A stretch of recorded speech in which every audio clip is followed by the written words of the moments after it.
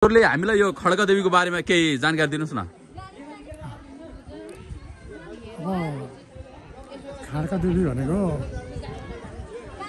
यो पहिलेको पुरानो हतियार है, धेरै किसिमको धातु मिसिएको हतियारहरू छ। यो समय परेर बनेको हतियार हो।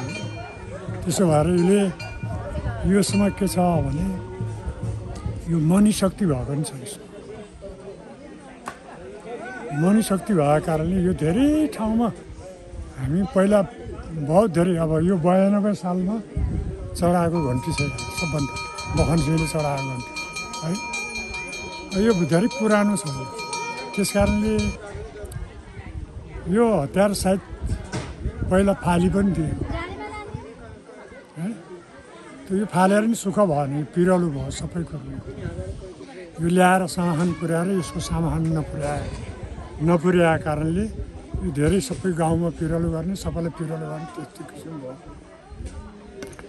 अनि ल्याएर यसको सामान साजागाजा गरेर ल्याएर यसलाई धनको लगाएको पहिला उता त्यो नरचेर फेरि यहाँ ल्याएर आयो, यहाँ माथि राखेको यहाँ नि रचेन, त्यहाँदेखि फेरि हुँ गएछ, फेरि पछि यहीँ ल्याएर आयो।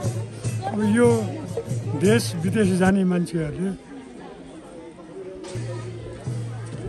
कुनै पनि बाहिर जाने मान्छेहरूले उनीहरूलाई कुनै चिजको कोही समस्या पर्दा सायद यो खड्का देवीलाई सम्झिँदाखेरि उनीहरू काम सफल धेरै मान्छे उनीहरू त्यो मानेको भएर त्यो विश्वास गरेर भएर उनीहरू अहिले यहाँ धेरै आउँछ।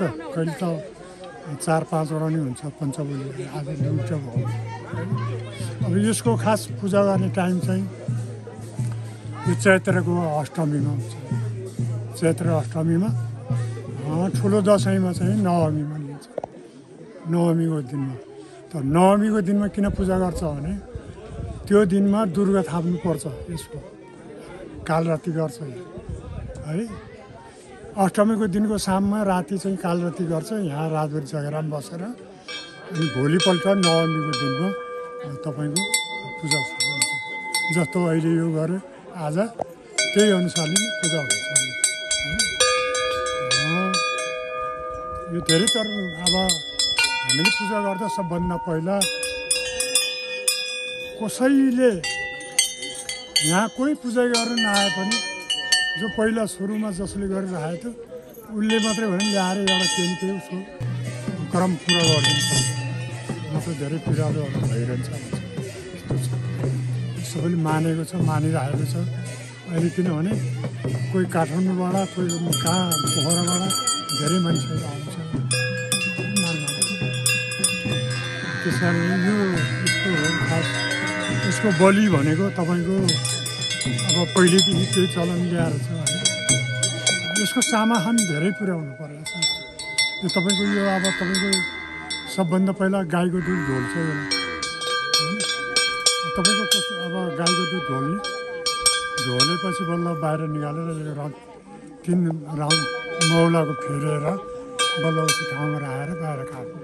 तर उसलाई चाहिँ खुन चढाउँदैन, घाम मात्रै पार्ने हो। यो खास यो छ। अब यो अब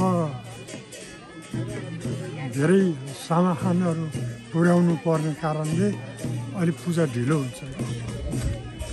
चाहियो उसलाई चाहिने त रोड पोल्नु पऱ्यो, मान्छे हुँदैन, लिङ्गो काट्नु पऱ्यो, दुध खोज्नु पऱ्यो। आजकल गाईको गोबरले लिप्ने भन्छ। अब त्यही अनुसार त्यस्तो छ कि अब पञ्चबली कसैले त्यस्तो भक्कल गर्छ भने तपाईँको त्यो 5वटा बलि पुर्याउनु पर्छ। तपाईँको सकेसम्म रागा, बोका, कुखुरा, हाँसको फुल है पर्यो 5वटा बलि पुर्याउँछ।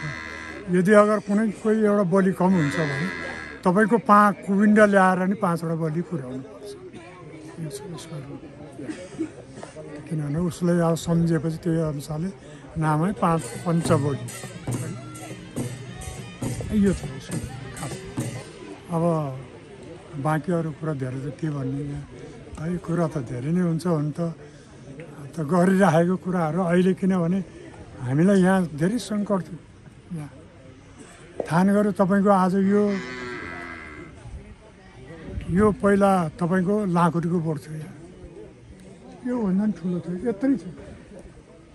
त्यो लाँकुरीको बोट सबै छाला फेरि जस्तो भयो त्यत्रो बोट त्यो लाँकुरीको बोट सब कति ठुल्ठुलो हाँगा भएको छ के भयो है यो कतै केही पनि दखल दिएन सर्लकै यसमा काब्रा बोट निस्क्यो उसको बाद फेरि यस्तो भएको छ त्यसको हालत लाग्यो